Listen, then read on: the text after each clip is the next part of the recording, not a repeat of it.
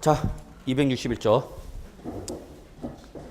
우리 아마 11월 달부터 공부하신 분들은 어느 정도 좀 진도가 나가는데 요맘때 되면 이제 느끼는 게 오죠. 생각만큼 공부가 되고 있다, 안 되고 있다? 안 되고 있다라는 걸 좀 느끼신 분들 계실 거예요. 그 느끼고 있는 분은 공부를 하고 있다는 얘기입니다. 공부를 하고 있으니까 내가 생각만큼 안 되고 있다는 걸 느낍니다. 공부를 안 하시면 절대 그런 삘이 없죠. 난 다 알고 있어. 그렇게만 생각하고 있죠. 저는 이렇게 얘기합니다. 많은 분들이 공부 요령을 왕도 물어보는데 공부에는 왕도가 없어요. 자, 여러분이 집에 가셔서 복습을 할 때 책을 볼까요? 동영상을 또 볼까요? 이렇게 물어보면 저는 주저없이 100% 책을 보세요라고 말씀드립니다. 동영상은 주가 아니라 보충용입니다. 여러분 시험은 책에서 나옵니다. 책에 있는 내용을 글자와 문자화해서 나옵니다. 그러나 동영상은 보고 읽는 거, 보고 듣는 거에 익숙합니다. 근데 시험은 문제집을 보고 읽고 해석하고 옳고 그름을 판단하셔야 합니다. 그러니까 평소에 공부는 책을 보십시오. 그래서 제가 강의를 했던 부분이 책이 우리 선생이 책이 아까 설명한 내용이 책에 이걸 말하는 거구나라고 그 삘이 와야 됩니다.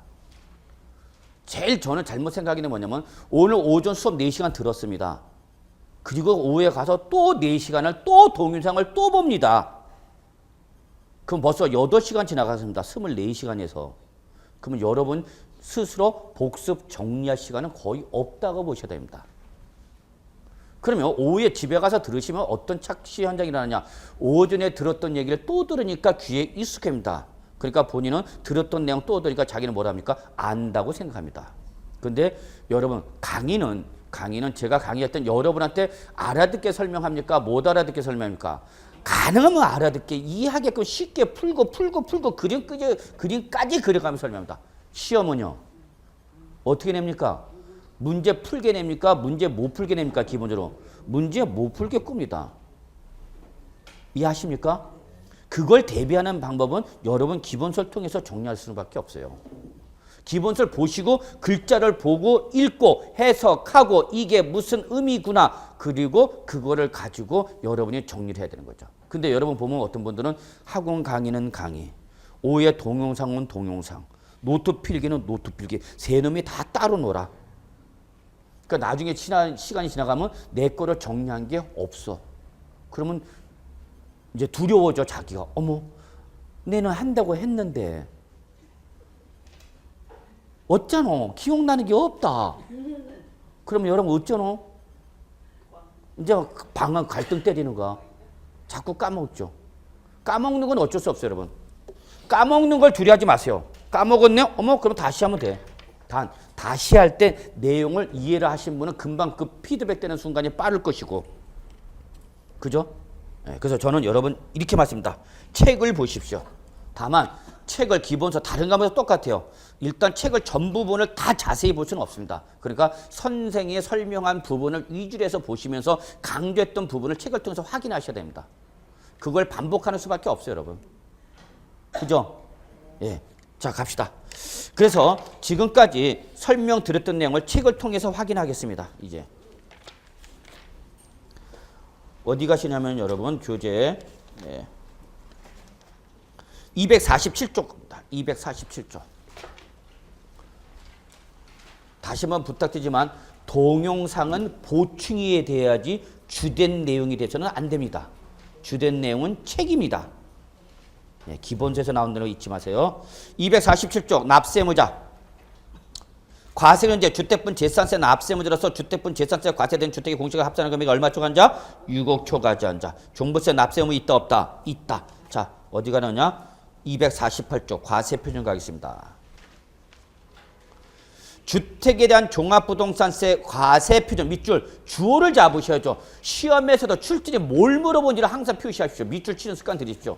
뭘 물어보는 거예요? 지금 여기는 과표. 그러니까 뭐가 떠올라야 됐대? 공정시장가액비를 떠올라야 되죠. 그게 떠올라야 됩니다. 실전에서. 그래서 과세표준은 밑줄 납세의무자별 주택 공시가격을 합산한 금액. 그죠? 여기서 뭐하라? 얼마 빼라? 6억 원을 빼라. 그리고 박스 공정시장가액비를 뭐한 금액? 곱한 금액이죠. 설마 출전에 공정시장가비를 더한 금액 이렇게는 장난 안 치겠지. 그죠? 그 내용을 보시면 되겠죠. 2번 1세대 1주택자죠. 특례 나왔네. 그럼 1세대 1주택자가 중요한 조건이죠. 여기는.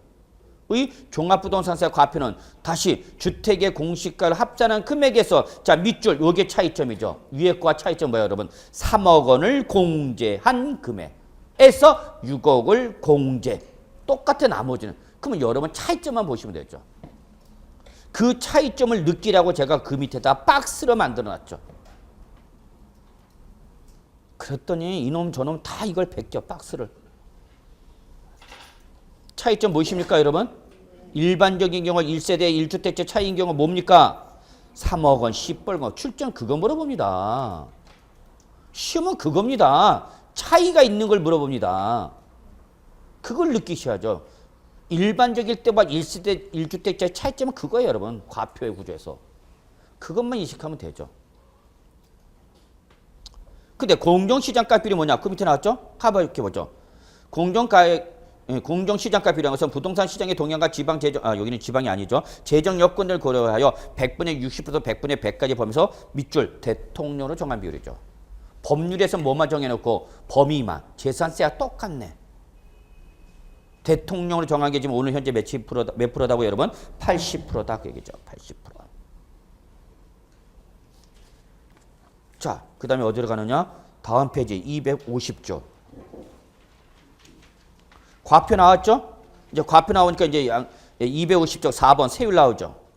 주택에 대한 뭐는 종합부동산세는 과세 표준에다가 뭘 곱해라? 다음에 세율을 적용한 계산한 금액을 뭐하라? 세액으로 하라. 그때 그 박스가 바로 뭐예요 여러분? 최저 몇 프로부터 출발해서 최저 몇 프로? 0.5%부터 출발해서 최고 몇 프로까지?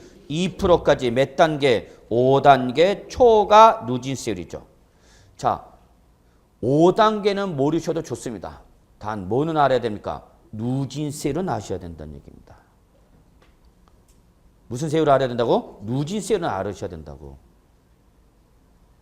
그러면 과표가 곱해서 과표에다 세율 곱해서 산출 나온 거죠. 그러면 다음 페이지 251조 뭐하라? 이중과세액을 차감해라. 봅시다. 밑줄 주택분 과세 표준 금액에 대하여 밑줄 주택분 과세 표준 금액 과표 금액이죠.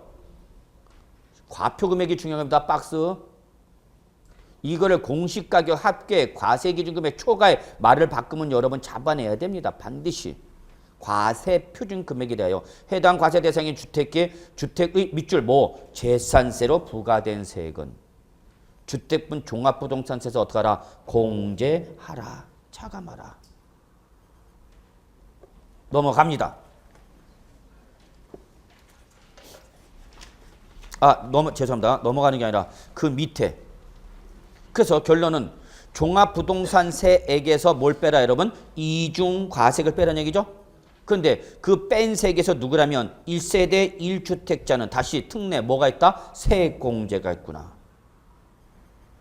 그래서 첫 번째 연령별 세액공제. 밑줄 과세기준제 60세 이상이죠. 전제 조건은 뭐예요? 1세대 1주택자가 전제 조건이에요. 그래서 1세대 1주택자 중 몇 살 이상이신 분? 60세 이상이신 분은 주택분 종합부동산세에서 과세 표준금액에 대하여 해당 과세 대상의 주택의 주택분 재산세로 부과된 세액. 이게 뭔 소리인지 알아야죠. 밑줄 주택분 과세 표준금액에 대하여 해당 과세 대상 주택의 주택분 재산세로 부과된 세액. 밑줄 치시고요. 이게 뭐예요? 이중과세가 아니야. 그래서 종합부동산세에서 이중과세액을 뭐한 금액? 공제한 산출세액에다가 밑줄 뭘 곱해라? 연령별 공제를 곱하라는 얘기죠. 그러니까 여러분이 알고 있는 내용이 어떻게 문자로 표시가 되고 있는가, 법률에서 어떻게 표현되고 있는가, 그걸 봐야 돼요, 여러분. 다음 페이지. 그래서 연령별 공제는 10%부터 최고 몇 프로까지구나? 30%까지구나 보시면 되는 거죠. 2번 보유기간별 세액공제 봅시다. 기업 1세대 1주택자 밑줄 과세기는 여기는 몇 년 이상 보유? 5년 이상 보유. 이게 조건이란 얘기죠. 그렇다면 그자는 주택분 종합부동산세에서 주택분 과세표준 금액에 대하여 해당 과세 대상 주택의 주택분 재산세로 부과된 세에 뭐 이중과세액을 뭐한 거 공제하여 산출된 세액에다가 보유기간별 공제를 곱한 금액을 공제하라 그 얘기죠. 구조가 똑같아. 자, 그래서 이게 시험에 나옵니다. 과세 기준 현재 6월 1일 현재 60세 이상이신 분은 뭐에 따른 연령별 세액 공제를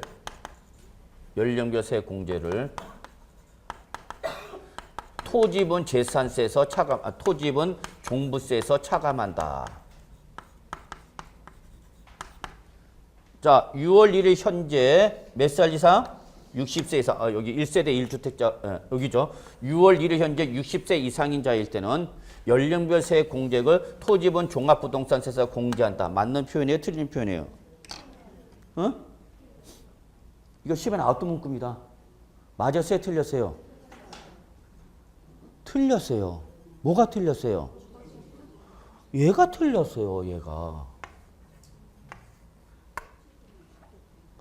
지금 말한 연령별 세액공제나 보유기간별 세액공제는 어디서 정하는 겁니까? 주택분입니다. 주택분. 근데 말글은 똑같이 해놓고 딱 요거 바꿉니다. 요거를.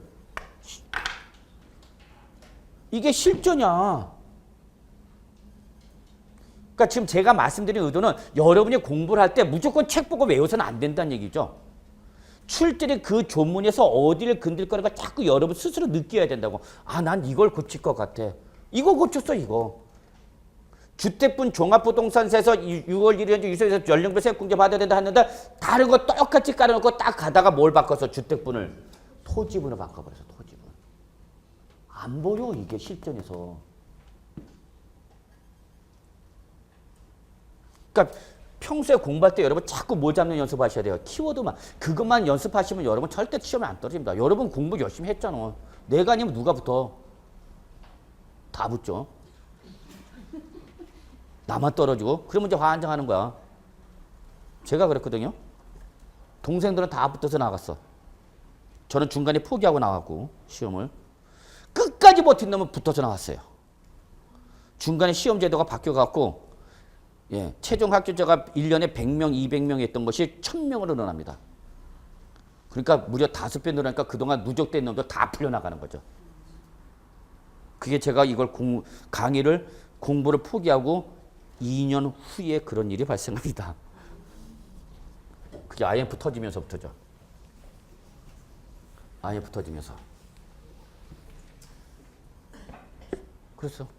그러니까 그때까지 버티고 있던 놈들은 다 풀려서 나갔어. 그리고 중간에 저처럼 튕겨 나온 놈들은 이 짓 하고 있어.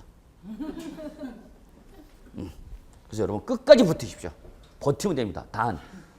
단 무조건 버텨서는 안 되고 공부하는 방법을 잘 잡으셔야죠. 자,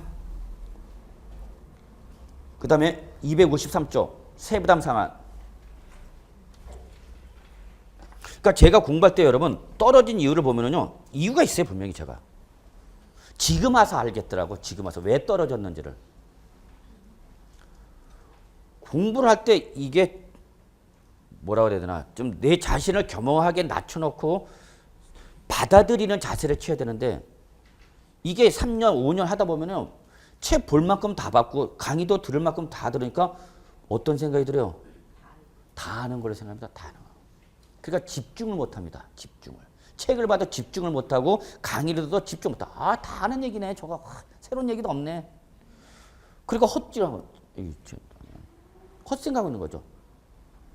왜? 들었던 얘기 또 듣고 책 보던 거 본 거고 그러니까 바뀌는 게 없으니까 계속 나는 다 알아. 모르는 게 없어. 근데 이상하게 시험만 보면 떨어져. 그것도 꼭 2차 가서. 그러니까 어떤 현상이 일어나요? 조금만 더 하면 합격할 것 같아. 그게 이제 7년 가는 겁니다. 집에서는 포기하라고 그러는데 저는 항상 어떤 생각이 조금만 더 하면 되는데 조금만 더 하면 될 것 같아. 근데 그게 아니야. 조금이 아니야. 55점을 맞았어 이번에. 그럼 저는 어떤 생각이 들어요? 자, 10점만 더 맞으면 된다. 그 다음에. 아니죠. 65점을 맞아야 되는 거죠. 무슨 말인지 아시죠? 이런 착각에 빠지는 거야. 나 55점 맞았으니까 5점만 더 맞으면 돼. 그렇게 다음에. 그러니까 집중을 못 합니다. 아는 거야. 이런 건 알지. 내가 저런 거 다 알지. 그런 생각하죠, 제가. 제가 그랬어요.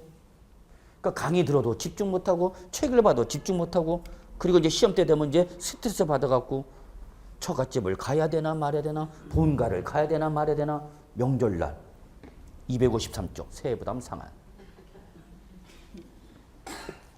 시험은 단기간 내 붙어야 됩니다. 올해 무조건 붙으셔야 됩니다. 예? 우리 올해 꼭 합격하셔서 정말 합격자 모임에서 한번 진하게 한번 마셔봅시다. 여러분 그러고 싶습니다. 저는 여러분들하고 합격자 모임 날 정말 한번 크게 웃어보고 싶습니다. 될 수 있죠? 예? 크게 대답하셔야죠. 예? 예? 꼭 합격합시다. 자, 세부담 상황 갑시다. 자, 종합부동산세 납세무자가 해당 연도에 납부할, 여기 나왔네요, 여러분. 해당 연도에 납부하여야 할, 왜 이러냐? 주택분 재산세 사액과 주택분 종합부동산세액의 합계에, 뭐가 나왔죠, 여러분? 재산세가 나와 있죠? 종부세 세부담 상한선을 따지는데 뭐가 나와 있어? 재산세까지 뭐한 금액? 합한 금액을 가지고 따져라. 그래서 그걸 뭐라고 그래? 총세액 상당액. 그래서 총세액 상당액은 재산세와 종부세를 합한 금액을 가지고 세부담 상한선을 따져. 그것만 주의하시면 됩니다. 그러면 올해 부과된 요 총세액 상당액은 작년에 부과된 총세액 상당액의 몇 프로만 초과하지 마라? 150%만 초과하지 마라. 그래서 150%를 초과하는 금액은 밑줄 150%를 초과하는 경우에 그 초과하는 세액은 어떻게 하라? 없는 것으로 본다. 이게 세부담 상한선의 의미죠. 넘어가죠. 토지 갑시다. 자, 토지 255쪽 종합상가세 토지 납세무자가 나와있죠? 똑같아. 주택하고. 다만 뭐만 달라? 과세 기준 금액이 5억. 예. 과표 볼까요? 똑같아.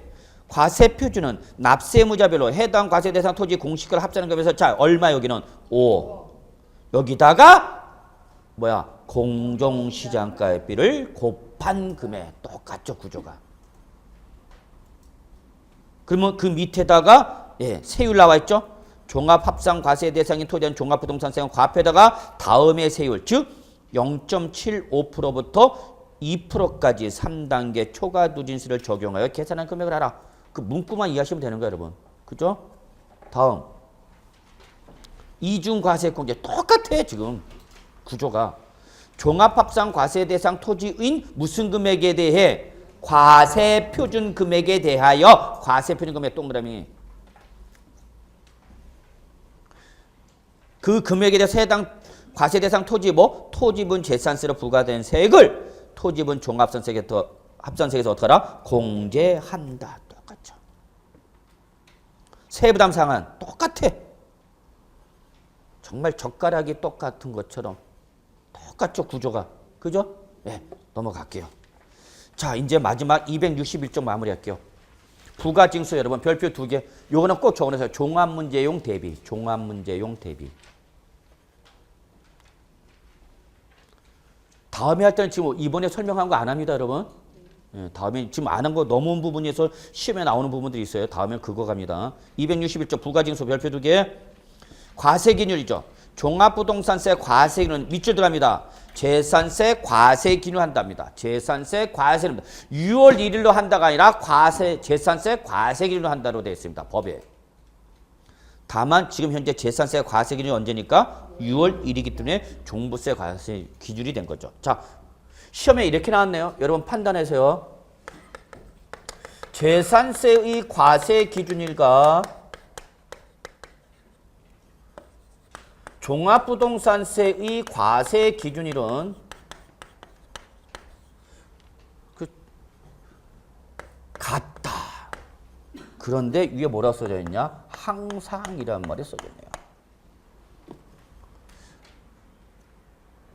저는 좀 개인적 좀 욕심으로는 기출문제 특강을 좀 한번 꼭 하고 싶은데 그게 참 커리큘럼이 이렇게 다른 데하고 다른 과목하고 좀 맞춰야 되다 보니까 혼자 못 하는데 저는 절대 필요하다고 합니다. 기출문제는. 저는 지금 현재도 다른 강의를 하고 있지만 다른 강의 무슨 강의 하면 제일 먼저 입수하는 게 뭐냐? 기출문제입니다. 기출문제를 알아야 내가 공부할 범위, 내가 강의할 범위와 방향이 결정되죠. 여러분도 똑같아. 기출문제를 보고 내가 어디까지 공부하고 어디까지 들어가는구나 그걸 판단해야 되는 거죠. 그리고 어떻게 장난치는구나 그걸 알아야죠. 그게 실전인데 실전은 저 팽개에 쳐놓고 맨날 책만 보고 있으니까 실전과 별도로 걸면 힘든 거죠. 자, 시험에 이렇게 나옵니다, 여러분. 재산세 과세가 종합부동산세 과세를 항상 같다.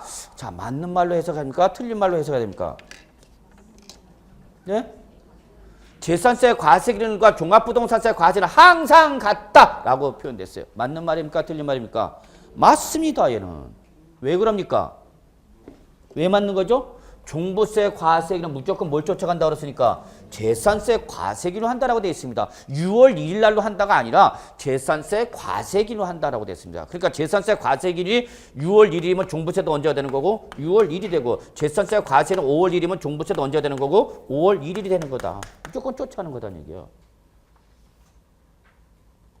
원래 재산세 과세기는 여러분 5월 1일이었어요. 5월 1일에다가 종합토지세가 재산세와 흡수 합병되면서 합세한 과세가 되면서 6월 1일로 바뀐 겁니다. 그럼 만약에 재산세 과세기는 바뀌면 종부세도 자동으로 바뀌는가 6월 1일로 계속 가는가? 바뀌는 거다고. 법의 문구를 잘 보시라고.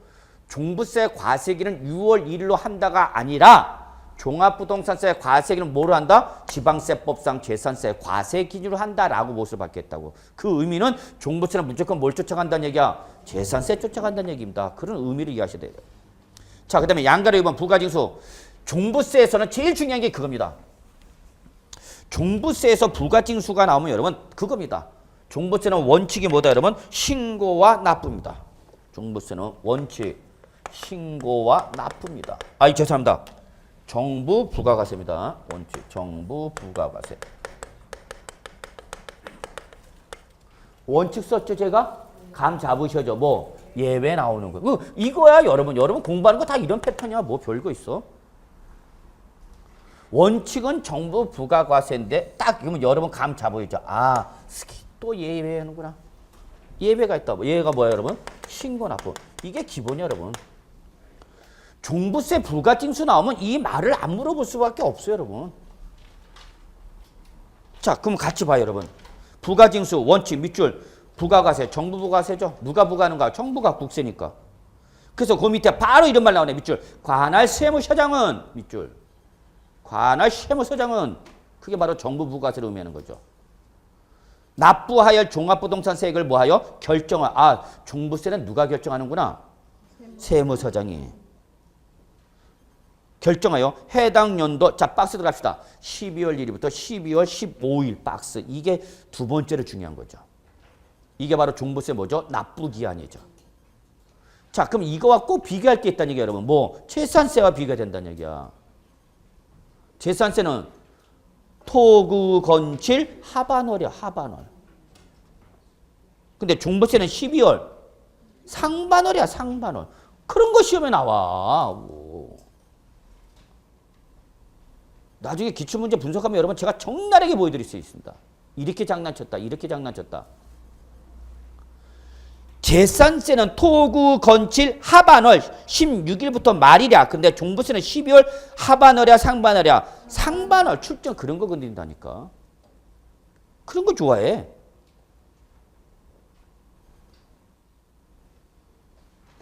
실제 시험에 그렇게 나오죠? 나왔어요. 나중에 기출문제 한번 보면. 상반을 하반을 살짝 바꾼다니까? 환장해. 자, 다음 페이지. 그래서 세무서장은 니은 그냥 눈으로만 보세요. 납부기간 개시 5일 전까지 뭘 발급해주래? 고지서 보내주라 그랬죠? 네. 시험에 절대 안 나오고는.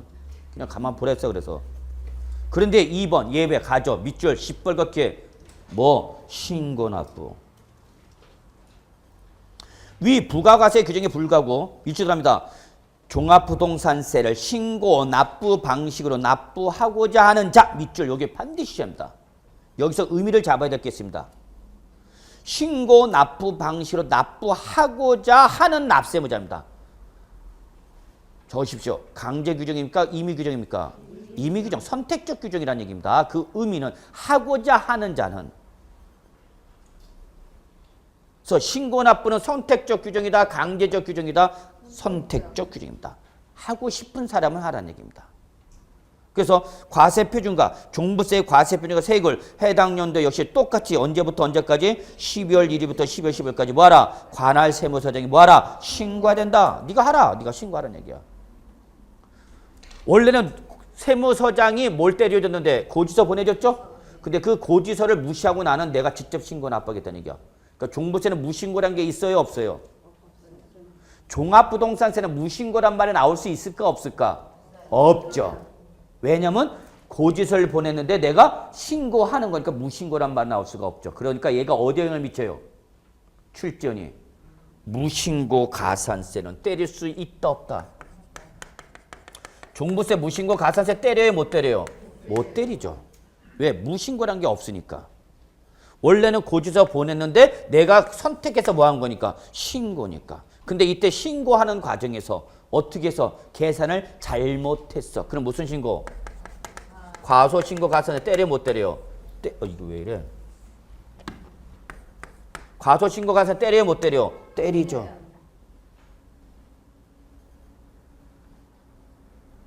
나중에 조세총례에서 우리 다음에 할 때는 이제 지난번 기본 과정에서 설명드리지 않았던 좀 심도 있게 들어가겠지만 종부세는 무신고 가산세는 절대 때릴 수가 없습니다. 그러나 뭐는 때릴 수 있다? 과소신고 가산 때릴 수 있습니다. 시험 문제 이런 거 나오는 거죠. 자, 그래서 신고해야 된다 하고 이 경우 밑줄 들어갑니다. 이렇게 납세무자가 뭐하면 신고하면 관할 세무서장의 결정은 밑줄 관할 세무서장의 결정은 어떡하라? 없었던 걸로 본다. 고지서 보낸 걸로 본다? 안 보낸 걸로 간다? 안 보낸 걸로 하겠다는 얘기야. 없었던 일로 하자는 얘기야. 우리 옛날에 젊었을 때 자꾸 오빠가 뭐 하지? 없었던 일로 하지. 여태까지 있었던 일은 어떡하지? 없었던 일로 하지. 세무서장이 여러분한테 뭘 보내주는데? 고지서를 보내주는데 여러분이 뭐 하면? 신고 납부하면 고지서 보낸 거 어떡하지? 없었던 걸로 하지. 됐죠? 예, 놓치면 안 됩니다. 그 다음에 여러분 맨 밑에 밑줄 항상 정해진 날짜에 납부하는 것은 반드시 밑줄 수시 부과가 인정됩니다. 그런데 여러분 이거 잠깐 생각합시다. 자, 세무서장이 납세무자한테 고지서를 보내줬습니다. 그런데 고지서를 보내줬는데 납세무자가 고지서를 무시하고 자기가 뭐 하겠대? 신고를 합해요. 어떤 일이 어떨 때 이럴까 생각 한번 해보실 필요는 있죠. 자, 이거죠 여러분. 무슨 현황과? 공부상의 현황과 뭐가? 사실상의 현황이 같으면 문제가 있어요 없어요? 없죠. 근데 문제는 뭐 할 때가 문제입니까? 이럴 때가 문제죠. 그죠? 공부상의 현황 외우는 거 아니야? 상황을 이해하셔야 되는 거예요 여러분. 나중에 공인중개사 되셔서 고객한테 설명해야 되잖아 세법을. 그러면 공부상 현황과 사실상이 다르다는 얘기야. 그러면 과세관청은 이 중에서 어떤 놈을 봐요? 과세관청은 이 중에서 어떤 놈을 볼까요? 과세관청은 얘를 봅니다. 등기부 보고 판단한다는 얘기죠. 납세무자는요? 예, 납세무자는 이겁니다. 나는 내 거 알죠? 근데 등기부상에 제대로 표현되어 있다 안 됐다? 안 됐다. 어떻게 되어 있을까? 이렇게 되어 있는가? 이렇게 되어 있는가?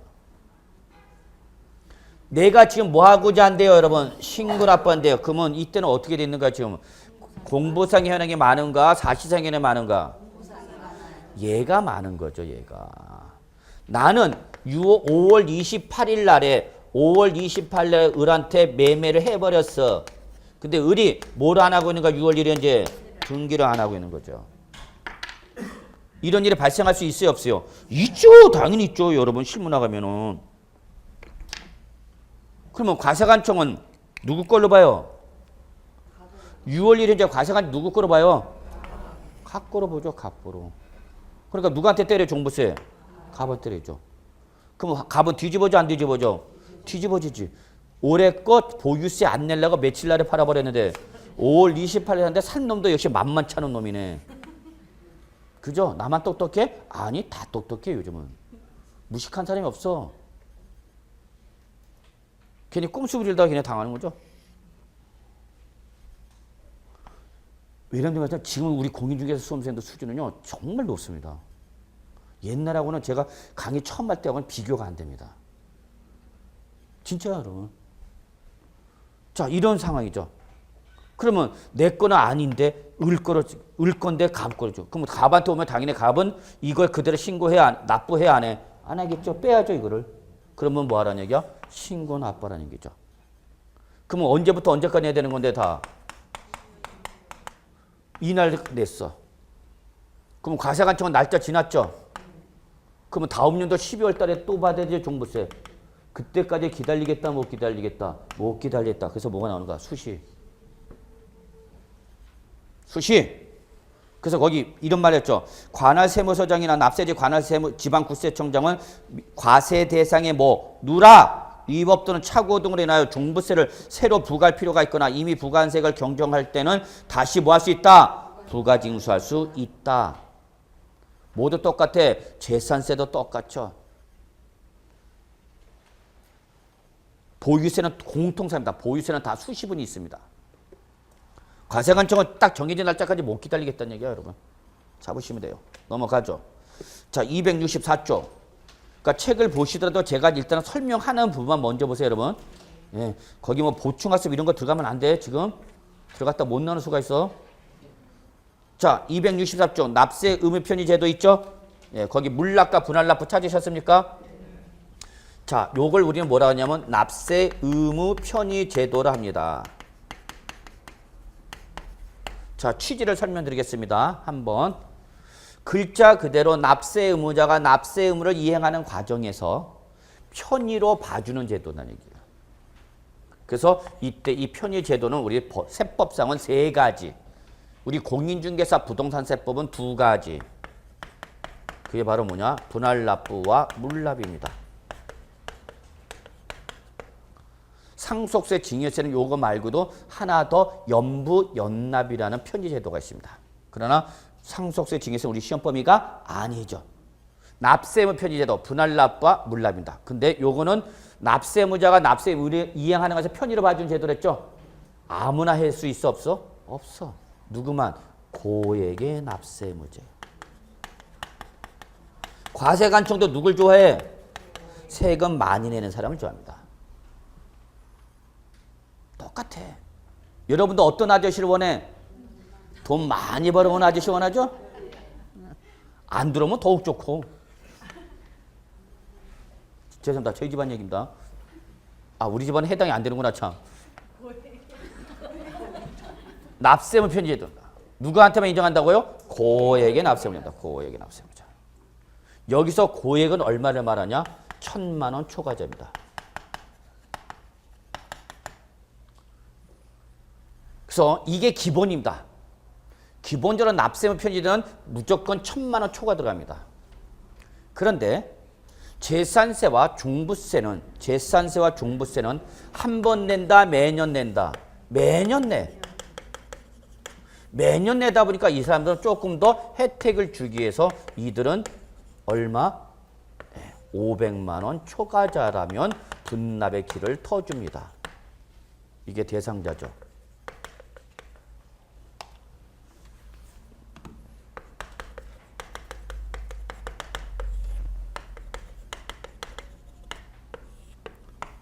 자, 제가 요거 깔끔하게 정리해 드리겠습니다. 적어 놓으십시오.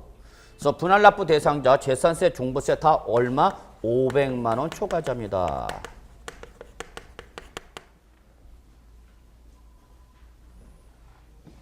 원래는 얼마인데? 1,000만 원 초과자입니다. 1,000만 원 초과. 그런데 재산세와 종부세는 한 번 내, 매년 내. 매년 내는 사람이다. 그러니까 그들은 매년 내는 사람이니까 조금 더 완화해 준 거죠. 그래서 기본이 얼마? 500만 원 초과죠. 공통이죠. 제가 비교해는 이유가 있어요. 출제들은 이런 거 좋아한다니까.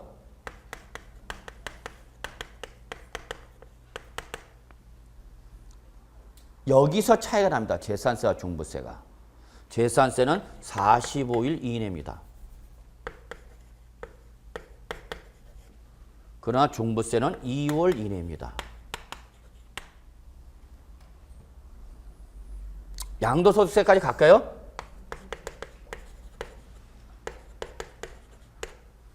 양도소득세는 1,000만 원 초과자입니다.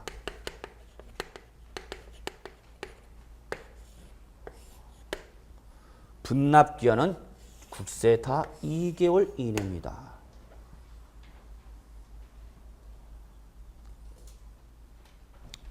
물납 대상자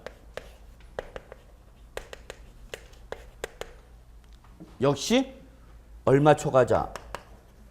1,000만 원 초과자입니다.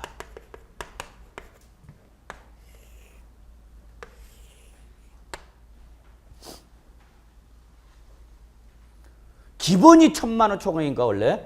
얘들만 예외로 풀어준 거예요, 여러분. 모든 납세의무 편의자는 1,000만 원 초과가 기본입니다. 얘만 풀어준 거라고 그랬어. 왜? 얘들은 왜 풀어줬어? 매년 내는 애들이니까. 그러면 물납 가능 자산은 뭐냐?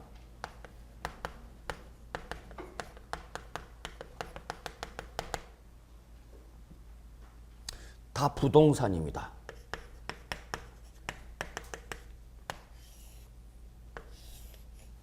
그런데 재산세에서 물납 가능한 자산은 시, 군, 구 소재고 여기는 국내 소재입니다. 다 이런 차이점이 있습니다.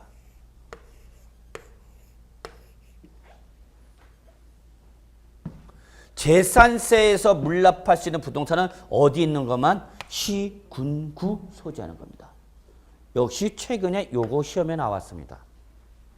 부동산은 부동산인데 어떤 부동산을 물납할 수 있냐? 어디 있는 거? 당해 시, 군, 구의 소재는. 그러니까 노원구 재산세 물납하겠다. 그러면 노원구 재산세 물납할 때 그 물납하는 부동산은 어디 있어야 된다고? 노원구에 있어야 된다고요. 자기 관할구역. 노원구청장 바운더리 안에 있어야 된다고. 내 관할구역에 있어야 되죠. 그런데 종합부동산세는 뭡니까? 국세죠. 그러니까 뭐로 바뀝니까? 국내. 아, 이런 거 시험에 나옵니다. 감히 말씀드리지만 정말 저는 정말 실전입니다. 그런데요. 양도소득세는 부동산으로 물납할 수가 없습니다. 그러니까 양도소득세에서 이거 시험에 나오는 거 아닙니까? 양도소득세 물납 깔면서 뭐로 물납한다고 그래? 부동산 물납한다 그렇게 깔아놔요. 아니죠. 양도세는 물납 못합니다. 뭐로 합니까? 공공용지 보상 채권에 한해서만 물납이 가능합니다. 그러니까 출전이 이거 물어보잖아. 이거 다 물어보는 게 다 이런 거야. 이렇게 차이점 뭔가 달라지는 거 그런 거 물어봐요, 여러분. 그런 걸 여러분이 스스로 공부할 때 자꾸 느끼셔야 된다고, 여러분이. 근데 그 느낌을 안 갖고 외우니까 문제가 생기는 거죠. 왜? 외우면 까먹거든. 응? 정말요, 여러분. 나중에 기출문제 한번 보면 제가 쫙 분석해야 됩니다. 봐라. 이렇게 장난친다. 이렇게 장난친다. 이렇게 장난친다. 이렇게 장난쳐. 실제 한번 여러분 공부하신 분은 기출문제 한번 봐보세요. 다 제가 한 얘기가 다. 정말이다. 저는 기출문제 쫙 뽑아갖고 합니다. 아, 요렇게 장난치는구나. 요렇게 장난치는구나. 그러니까 제가 문제를 또 낼 때 또 그렇게 만들어요. 모의고사 낼 때도. 앞에다가 함정 집어넣고 뒤에다가 정답 집어넣고.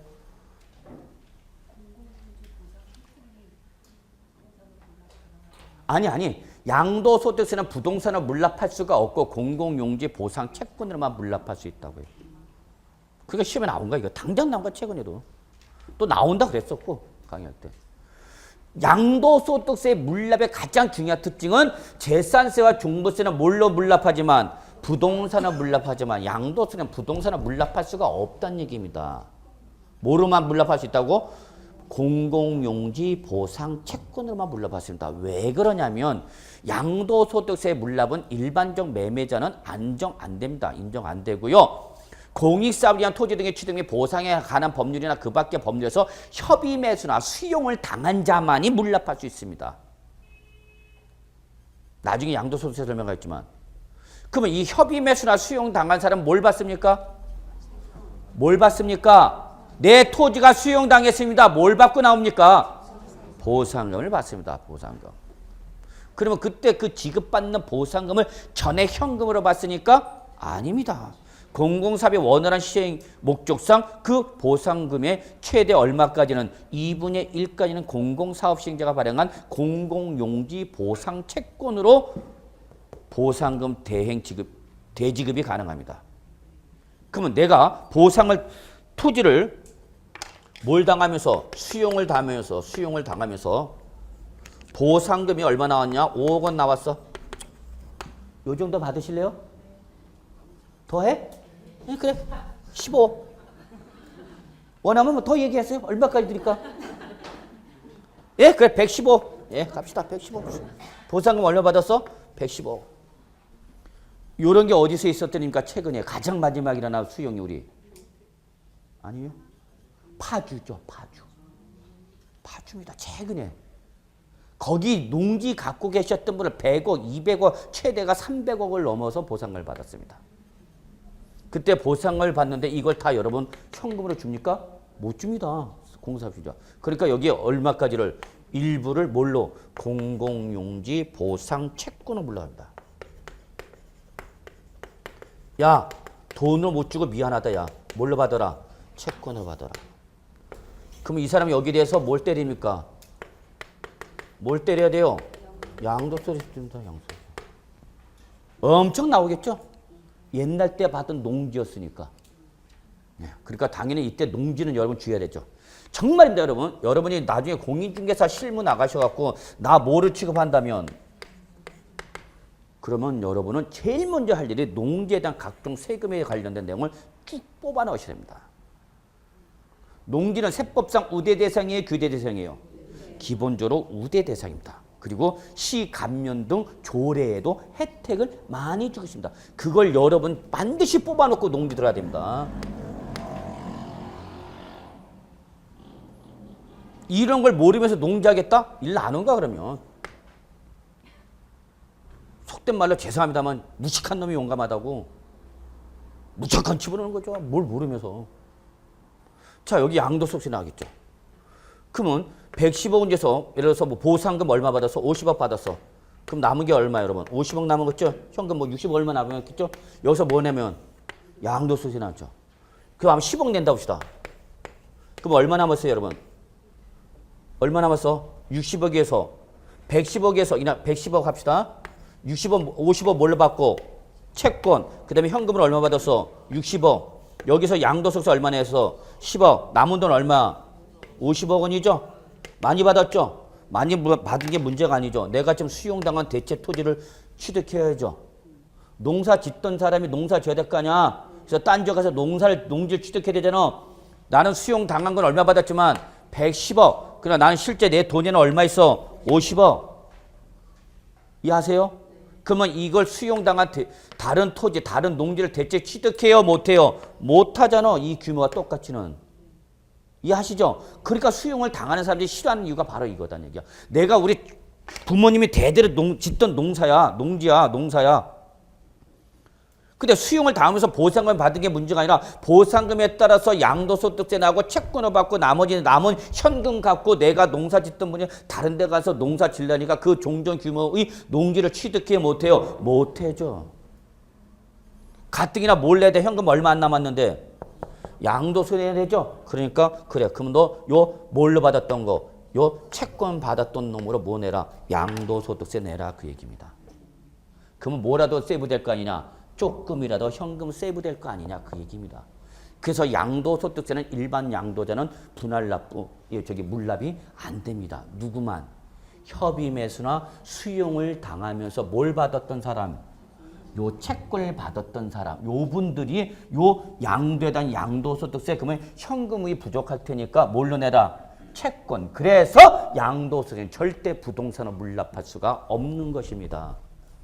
그러니까 시험에 나오는 거죠. 양도소득세 천만 초과하는 경우는 부동산을 물납할 수 있다라고 제시하는 거 아닙니까? 출제는. 그럼 여러분은 어머 무슨 소리? 그게 보이면 답이 보이는 거고 그게 안 보이면 하는 거죠. 그거 시험은 실전이야 그게. 여기서 쎄 빠지게 뭐 했어? 부동산. 그것도 재산세는 시군구, 종부세는 국세, 국내. 그러면서 양도세 슬쩍 뭘 집어넣어? 부동산. 그러니까 오예. 또 틀렸네.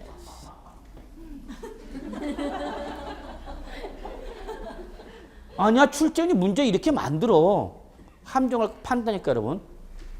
이게 실전이야 여러분. 아니 여러분 한번 시간 날 때 한번 기출문제 보시라고 제가.